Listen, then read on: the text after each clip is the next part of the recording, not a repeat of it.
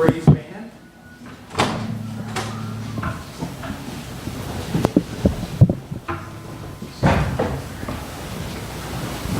Stage crew. Release. Almost halfway. Take them both. There we go.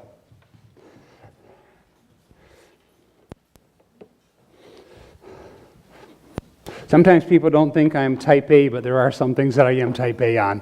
I like the table just right in the middle. I know it goes right in the middle up here. Like, oh man. That's a pretty small type 8 thing, isn't it? Yeah, pretty small. We've been going through, we started a few weeks ago, a series on Colossians, written by the Apostle Paul. Colossians is one of what's called the prison epistles, written by the Apostle Paul when he is in prison in Rome. He wrote Galatians, Ephesians, Philippians, and Colossians. Interestingly, Paul had never been to the town of Colossae. The church in Colossae was started by a gentleman, I can't say his name, but it's EPHF or something. And he had heard Paul do some ministry, and he went to Colossae, thought maybe that's where he lived, ended up starting a church.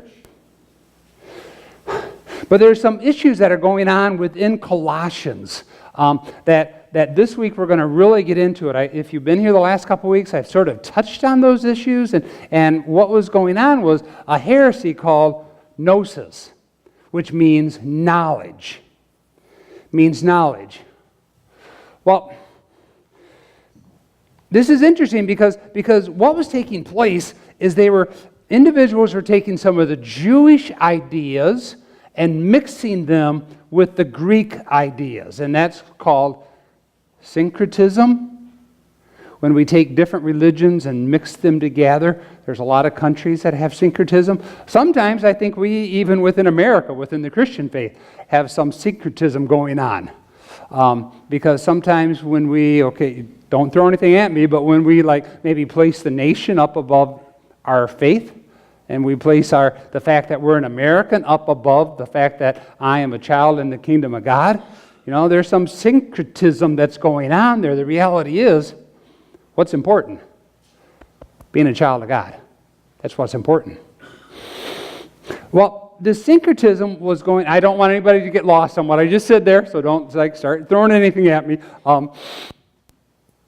But the syncretism that was going on between the Jewish and the Greek thought mindset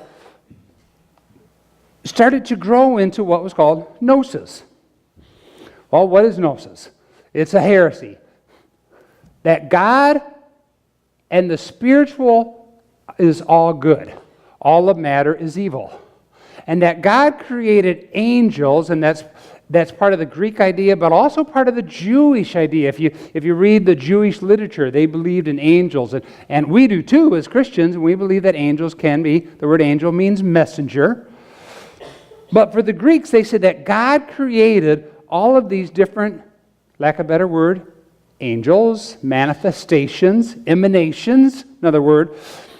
And the farther that the creation of what he had made of the angels, emanations, manifestation, the farther away from God, the original God, the creation was.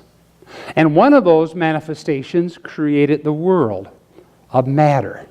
Because God could not be part of matter, because God is spiritual and matter is evil. Follow me with that? God is spiritual, matter is evil. God could not be part of creation, so he created these different beings, spiritual beings. One created the world. But what does that have to do with Christianity?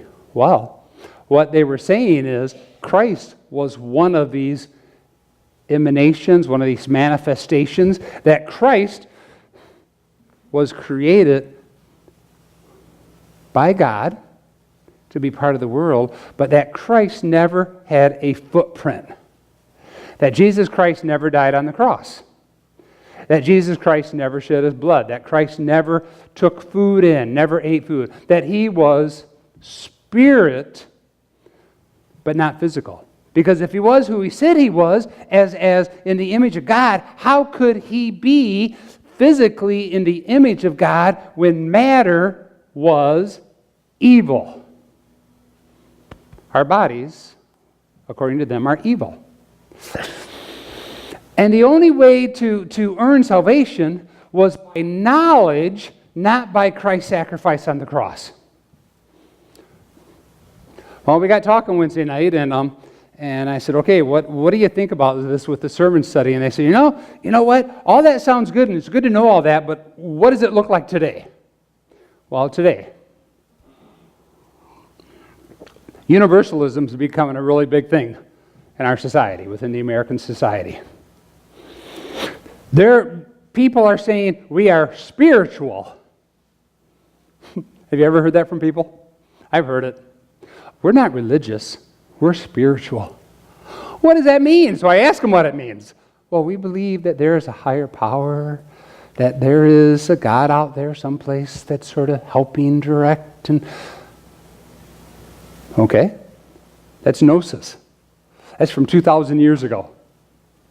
The idea of universalism, the idea of Buddhism, which within America is becoming sort of the in thing right now for some younger people. Buddhism, that God is in awe. The idea of Hinduism. The acceptance of all behavior. And aren't we within the church, in a lot of respects now, becoming accepting of any behavior? Because we say, you know what? Hey, you can sin because there's a lot of grace. And that was the whole idea within the early church with Gnosis, because they said, you know what, didn't matter what we did with our body. We can go out and get drunk on Saturday night, and we can show up to worship on Sunday morning, because it doesn't matter what we do with our body, because our body is evil. Our body is evil, and our spirit is good. So as long as our spirit is good, we can do whatever we want to do with our body. No accountability. There's a passage that Paul says, you know what? A lot of you are saying, let's sin so grace can abound. What's he talking about there? He's talking about the idea of that people are saying, you know what? We can do all the sin that we want with our bodies. It really doesn't matter. All we got to do is ask for grace spiritually, and we will be forgiven. So Paul pins this letter to the church in Colossae, which we call Colossians, the book. What we're going to read, I hope that some of you actually read this once you got the bulletin, and if you attend here and don't get the bulletins, let me know. We'll send them out to you so you can actually read it beforehand or come Wednesday night to sermon study. We're going to read this, and then we're going to dissect it. And I know I've said this sometimes over the years, but this is one of those passages that when you really get into it, it's like a seminary level passage.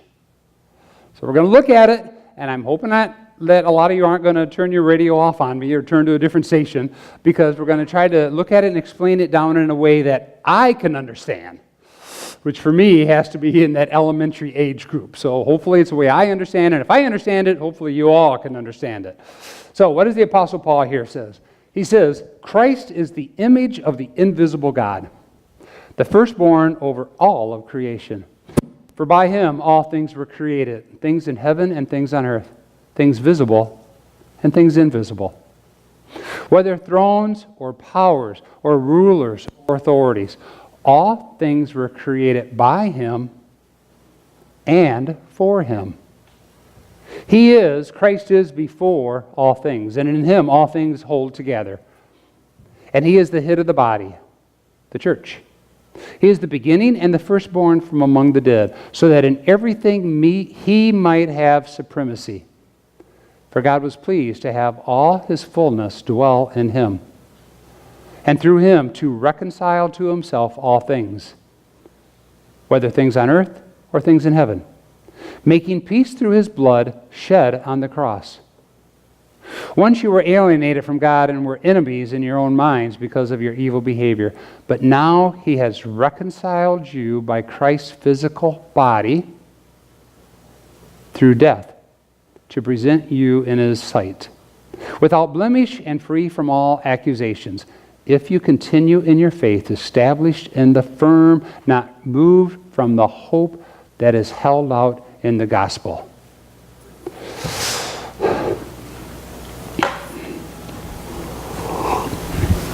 Hopefully, all of you, my prayer would be all of you were like, oh, okay.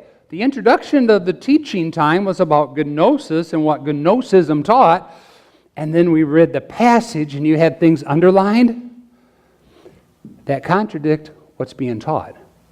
What Paul is saying, no, this is really who Jesus Christ is. What we're going to look at here is we're going to dissect it, and it really gets when I think about dissecting, I remember back in 9th grade, you get to dissect a frog. Do they still do that in high school or middle school? You still get to dissect animals? Yeah. For me, it wasn't bad because I did a lot of hunting, rabbit hunting and whatnot, but man, some kids could not dissect anything. We're going to dissect this, and there's 4 different parts that Paul's talking about here that we're going to look at. The first part is the supremacy of Jesus Christ, the word icon, from verse 15. Verse 15 says, icon. He is the image, the icon of the invisible God. So what does the word icon mean? Well, don't we have icons today on our cell phones? Right, we have icons. They're a representation of that company or of that item. Like some of you might be on YouVersion right now. On YouVersion. The YouVersion icon is a Bible. It's a Bible. Those are icons, representation of the item. The Catholic Church, the Greek Orthodox Church, the Byzantine Church, I get that right, Gary? The Byzantine Church, right within the Roman Catholic Church, has icons, right, Gary? Icons which are a representation of God. Well, the word icon, one of the times that icon is used in the Old Testament, King Solomon uses it when he talks about wisdom. Wisdom. And there's a place that he uses the word icon for the word wisdom. Meaning, the wisdom of God, the icon of God. God is all wise, and whoever walks within that wisdom is a representation of God. Wisdom. It's also used from John 1:1. For 600 years prior to Paul, the Greeks were teaching that Logos created the world. Logos created the world. And Logos was one of those manifestations long down the line from God. And Logos then was the one that created the world. And what does John 1:1 say? In the beginning was the Word, and the Word was with God, and the Word was God. Okay, I got to come to this side to ask. They were nice and loud that time. Next time I'll have you guys answer. That word there in John 1, there's icon. Icon is with Logos, and Paul is saying that the word that created, the Logos that created, is the icon, is in the image of God. And Gnosis says, no, it's created way down the line. That image is totally marred. That image is nothing the same. Paul's saying, no, it is the same. That Christ is in the image of Yahweh God. In the book of Genesis, it says that we are created in the icon image of God. Isn't that beautiful? You know, when we get down on each other, when we get frustrated with each other, when we have words to say to each other, to look at each other and realize, man, you're in the image of God. How am I supposed to be upset with you when you are in the image of God? Now, am I saying, is Scripture saying bodily? No, not bodily, but spiritually, that walk that we have. And as in Genesis, when it says that we are the icon made in the image of God, Jesus Christ shows us who God is. We are also the image of Jesus Christ. I haven't put you all to sleep yet, have I? No, I'm hoping not. Just follow along. The word icon also means photo. I kept thinking about this past week, but I honestly did not take the time. I know I've said before that my oldest son, Jesse, who's out in South Dakota, has been called Pastor Greg a few times, even though he's like 4 inches taller, but he's the age out there that I was out there. And I look at my pictures 25 years ago. I look at his picture today. Whoa! And Seth, the son, the middle one, look at his pictures and look at mine, and when I put them over each other, like, whoa! You know, some parents and kids, they don't look alike. Some, man, they are totally in the image. With me on that? You've seen kids like that, right? Some of you have kids like that. They look totally like you. Other kids are like, where'd you come from? You don't look like me. That's the photo. That's the idea that we are like each other. That Christ is in the photo image of God. Also, verse 19 says that Christ came in the fullness. In the fullness. Verse 19 says, for God was pleased to have all of his fullness. God was pleased to have all of who God was dwell in Jesus Christ. The fullness of who God was went down to Jesus Christ. And so it's not just like an image that Jesse or Seth look like me, but they are me. And it wouldn't be like, oh man, there's a Mona Lisa and there's one that was sort of a model after the Mona Lisa and we can find the discrepancies between the two. No, there are no discrepancies between the two. To know who God is, we only have to look at the Son. Because the Son is the exact photo, representation, fullness of who the Father is. To see what God is like, we must look at the Son. So do you see the first point here, that the supremacy of Christ? Paul is saying to the people who are teaching gnosis, wait. Jesus Christ is totally in the image of God. The fullness of the Godhead. Not some manifestation created down the line of many different angels or manifestations. He is part of God. He is God. So we have the supremacy of Christ. We also have the Christ is supreme to all of creation. Verse 15 says that he was the firstborn before creation. Now some people, my mom and I had a conversation about this yesterday up at Holland Hospital. She's like, honey, you know, it is a little confusing. And she brought it up. I did not bring this up. Honey, it's a little confusing. You know, when Paul says that Jesus was the firstborn of creation. I go, Mom, I'm teaching on that tomorrow. She goes, really? Oh, yeah. What Paul is saying here is not a firstborn son, like my brother Gary is the firstborn in the family, and then Janie, Judy, Jackie, and then I'm the baby. Not that type of a lineage of firstborn, but it's a position of honor. She goes, oh, you mean like when it says Jesus will sit at the right hand of God the Father? Yes, that's it, Mom, right there, you got it. That is my teaching for tomorrow about the supremacy of Christ is to creation. He sits at the right hand of God the Father. He was there before creation, and the reality is, we read that he is over all the angels. He's not one of the manifestations. Again, Gnosis says there's all these manifestations, there's all these angels we have to listen to. The Hebrew people, the Jewish people, unlike us, who I believe totally in angels, but they said that angels had some messages, and sometimes those messages went against what this had to say. And we're like, no. Then it's not a message from God. Christ is over the angels. He is in the image of God. He is the source and the goal of creation. It says, okay, all things were created by him and for him. By him and for him. You know, people have a problem with the Big Bang. I have no problem with the Big Bang. Okay, that's the pastoral pause to see if anybody gets up and walks out on me. I have no... Oh, Denny, where are you going, Denny?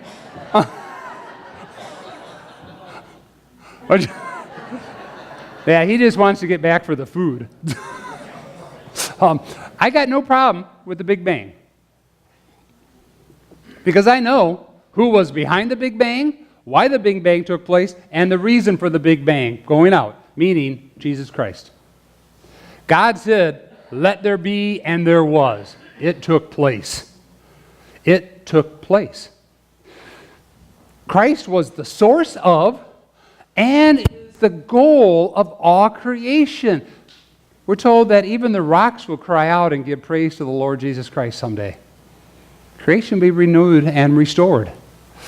Christ is supreme to creation. He's the source and goal of all creation. He holds all things together. He holds all things together. I'm glad He does that. It's not up to me to hold my life together, because if it was, it'd be a mess. It's got to be Christ holding it together. What's interesting is, and you can get online and you can see this, some people argue for it, some argue against it. I think this points about to Christ holding things together. Scientifically, physically, there's what's called lamanin. It's that cell bond which keeps things together, and it interestingly, when you break it up, it looks like a cross. Isn't that interesting? Some people argue that when you look underneath the microscope, it doesn't always look like a cross, because it actually, make sure I get the right button here, it actually will look all different funky and different contortions, but you do have the cross beam and the long beam. I just think that's totally amazing. That within all living cells, we have that in our body. We have this. I think that's God saying, you know what? I'm gonna just put something there in your body to show that my Son holds everything together. What does Paul say? That Jesus Christ holds all things together. Christ is the supreme to all of creation. Christ is the head of the church. Two more points here. Verse 18 says that Christ is the head of the church. He is the head of the body of the church. He is the beginning, the firstborn among the dead. So Christ is the head of the church. We may think, I may think I'm the head of Calvary. I'm not the head of Calvary. The exec team may think we are the head of the consistory, elders and deacons. We are, but we're not. Elders and deacons may think, oh man, we're the head. No, we're not. What are we? We're called to be under shepherds. Christ is the head. If we're looking at us, if we're looking at, oh man, what is it to me? What is it? How is all this to me? How does all this affect me? How is worship my style? All of this, and it's me. We're forgetting who is the head. A lot of you have heard me say it enough over the years. You know, we change the method, but not the message. Change the method, but not the message. The message has to be that Christ is the head of the church. And not the head like my grandma used to say that years ago my grandma used to say that my grandpa was the head. My grandma would say, but I'm the neck. And the head don't turn unless the neck turns it. Like, no, not like that. Not like that. Christ is the head, and the body does what the head tells it to do. Christ is the head of the church. Christ is the beginning and the end. Goes that He was created before creation. He was there before creation with His place of honor, not created, but He was there in the place of honor, place of position. He was the beginning and the end. Christ is the Alpha and the Omega. He is the firstborn of the dead. Were there other people who had died and come back to life? Yes, there were. Lazarus. Christ did Lazarus. The young boy that had died and the lady, Christ rose that young boy. We got stories in the Old Testament about people that have been raised from the dead. We still have, when you read stories about situations going on in Africa, of people being raised from the dead. That they believe that they passed away, and God has revived them. That has taken place. But Christ is firstborn of the dead of His own power. Jesus Christ is the Son of God in the image of God and has that power to raise Himself up.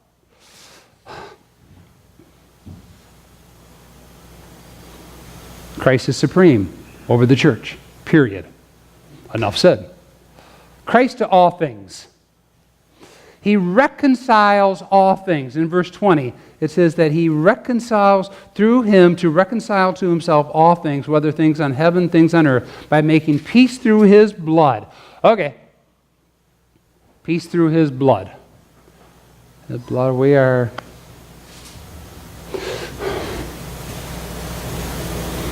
Gnosis teaches matter is evil, spirit is good. Christ never had a footprint. He did not die on the cross. He did not shed his blood. Paul says, you are all washed up. And we know today, we can read Josephus, we can read historical other than Christian sources that talk about the man, Jesus.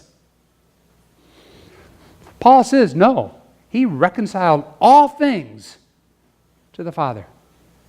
He made peace through the cross by his blood. And we are reconciled because of his physical death. Do you see what Paul's saying here? Paul's saying, okay, you Greeks, okay, you Hebrews who are just believing within the angels. No, Jesus Christ was a real human being, but he was also God, made in the image, the fullness of God, the full image of God. And he gave his life for us so that we could be reconciled to the Father. And it's interesting here because, let me ask a question, a rhetorical question, but if you know the answer, put your hand up. I'll buy you lunch. At our house, about 12 o'clock, with the two care teams that are coming over. Any place in the Bible that it says that God needs to be reconciled to humanity? Is there any place in the Bible that says God needs to have that bridge back to humanity because God did something wrong? Or does every place say we need to be reconciled back to God? That's interesting. We need to be reconciled back to God. And God gives us that opportunity through the icon, the exact image of who he is in his Son, by fulfilling the Old Testament Passover meal through his death, through the burial, through the resurrection. And next week, Sunday, we're going to be celebrating communion. So we'll be celebrating his death. And yes, we celebrate his death. The passage, Stephanie, that you quoted, the one you start every day, this is the day the Lord has made. I will rejoice in it. I'm sure you've read the rest of that passage because it talks about the day that the builders rejected the capstone is the day I will rejoice and I will be glad in it. Christ's death on the cross is what we celebrate. And not that he simply died, but that he was rose. And he was a man like I am. But he was also fully God in the image of God. And, friends, again, go back to Genesis. What does it say? We are created in the image of? We're created in the image of? God. We are also created in that image. We just screw things up, don't we? We mar it. We mess it up. But when we say, God, I want you to have my life. I want to give my heart to you. I want you, God. God, the word reconciliation, it's an amazing word. And next week we might get into this a little bit more as Paul continues in chapter 1. The word reconciliation is a word which really talks about an exchange. The exchange. So when Christ came to reconcile me back to the Father, he exchanged my sin. He exchanged that within me that is not right. And he infused his own righteousness. You know, we do that praise song that my righteousness, I forget the name of that song.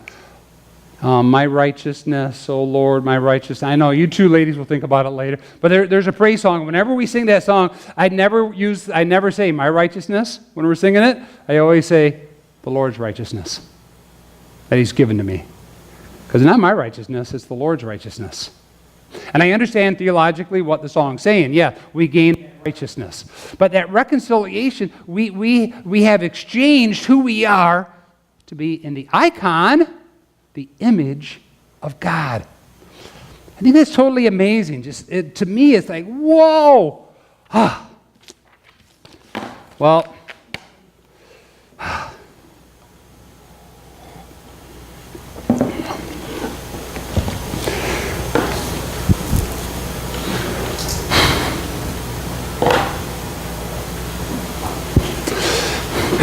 Christ is supreme over all.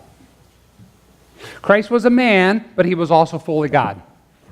Christ offered his life on the cross for us. Christ exchanged our sinful nature for one that is in the icon, the image of God. My question for you is, are you walking in that, or are you holding on to things? My question is, do you want to be in the image of God, or do you want to continue to be in Greg's image, in your own image? I know my heart is to be in the image of God. My prayer is to be every day to say, Lord, I know I screw up. Lord, I know that I mess up. Lord, there's these things, but Lord, you need to change me. You need to work with me. You need to give me your grace, to give me plans for the future and a hope. That Christ is the image of the invisible God, the firstborn over all the creation. Oh, what a beautiful name he has. What a beautiful and powerful name he has. And isn't it beautiful that he creates us also in that icon image of himself?